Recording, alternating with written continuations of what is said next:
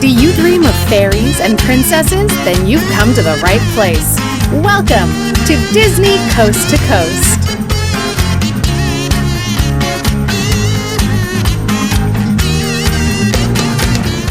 Hey folks, and welcome to Disney Coast to Coast, the ultimate unofficial Disney fan podcast. I'm Jeff DePauli, and welcome to the House of Mouse headlines for the week of June 28th, 2020, brought to you by LaughingPlace.com, your up-to-date resource for the latest Disney news every day of the week. In this week's news, more Disney park reopenings announced, an upcoming trip down the bayou, a bleeping Hamilton confirmation, and more, so let's get to it. Hear the latest news from the Walt Disney Company in today's House of Mouse headlines.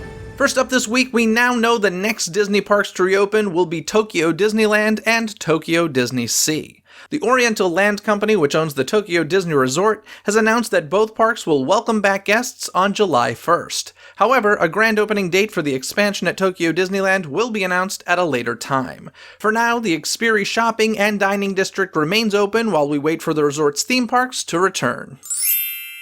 Meanwhile, over in Europe, Disneyland Paris is also preparing to reopen. Currently, Park Disneyland and Walt Disney Studios Park are due to reopen on July 15th. On that same day, the resort's Disney Village shopping and dining area, as well as Disney Newport Bay Club Hotel, will open as well. Like at other parks, some attractions will not be available upon reopening, including Disney Stars on Parade and Disney Illuminations. However, the popular The Lion King, Rhythms of the Pride Lands, and Jungle Book Jive will both return later in the summer. Also interesting is that quick service locations in the park will introduce a new takeaway option so that guests can dine at outdoor locations, and buffet restaurants will move to a new all-you-can-eat table service akin to family-style dining.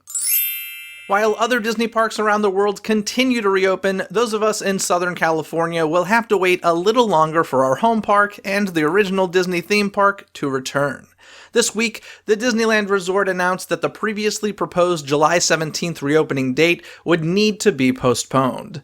The change in plans is due to the state of California deciding that it won't issue theme park reopening guidelines until after July 4th, which would not give Disney enough time to call back its cast members and prepare the parks. With the park's status in limbo, a return for the resort's hotels has also been delayed indefinitely.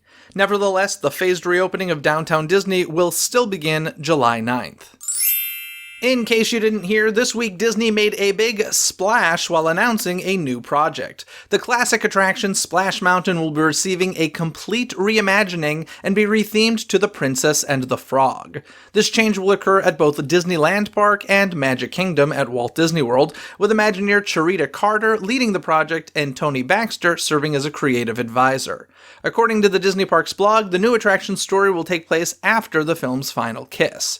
Guests will join Princess Tiana and Louis on a musical adventure featuring some of the powerful music from the film as they prepare for their first ever Mardi Gras performance. While no projected dates have been announced at this time, the Parks blog notes that conceptual design work is well underway and that soon the Imagineers will conduct reviews and create a timeline for the transformation. But it is expected that the current version of Splash Mountain will reopen with their respective parks. Considering Splash Mountain's proximity to New Orleans Square and Disneyland Park, I think this will be a welcome addition that makes total sense.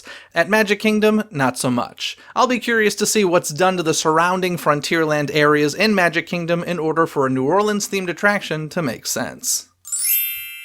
When Walt Disney World reopens, one popular Magic Kingdom restaurant will be doing things a bit differently. Beginning July 11th, Be Our Guest restaurant will offer table service dining exclusively instead of operating as counter service during part of the day.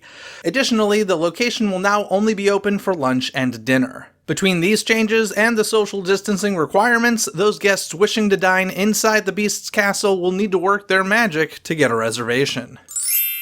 Another set of changes for guests visiting Walt Disney World in the near future involves Disney PhotoPass. First, photographers are no longer able to handle guests' personal devices, including cell phones and cameras. And while photo props may be used at some locations, they will primarily be hands-free to reduce contact. If it is a prop that guests hold, it will be sanitized before the next party uses it. Additionally, Disney advises that guests should have their Magic Band or card ready to link their photos after their session and try to keep as much distance as possible from the photographer. I'm happy to hear that PhotoPass photographers will be returning to the parks, as I was concerned that they may have been let go altogether, considering the added difficulties.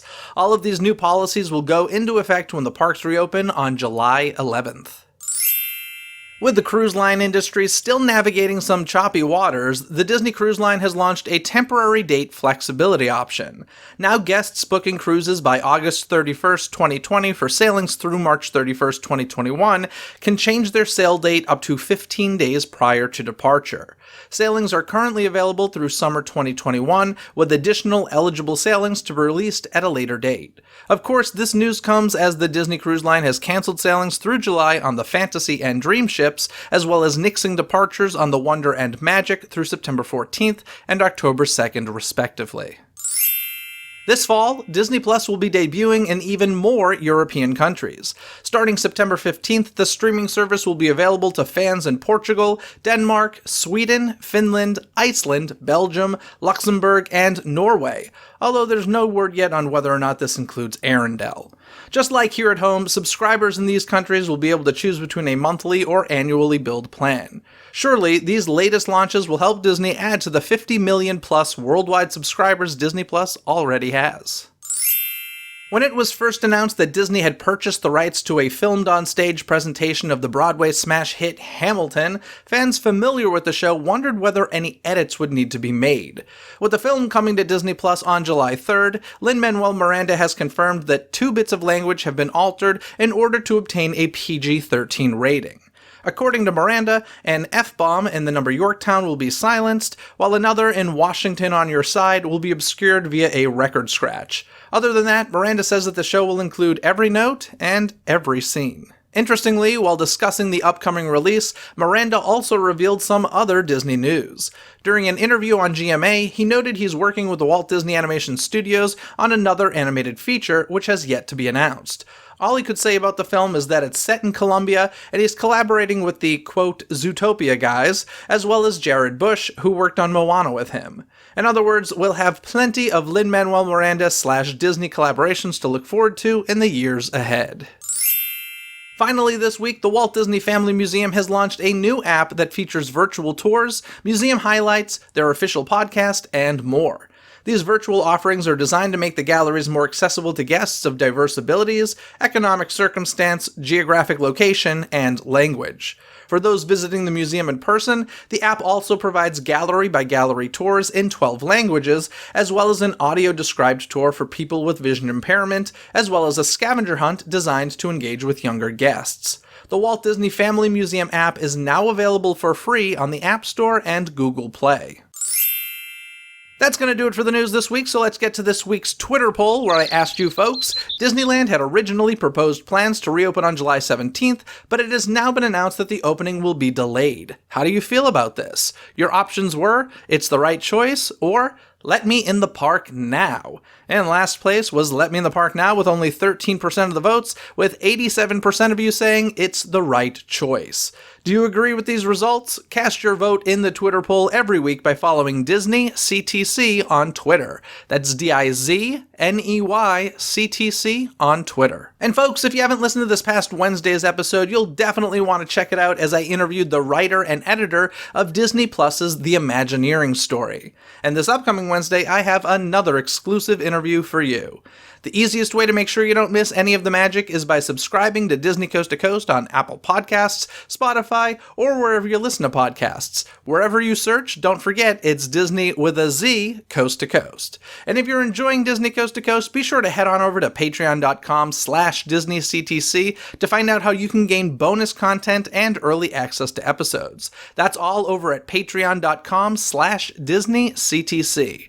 patreon.com/DIZNEYCTC. Other than that, folks, have a magical day. Bye! Thanks for listening to Disney Coast to Coast. Have a magical day.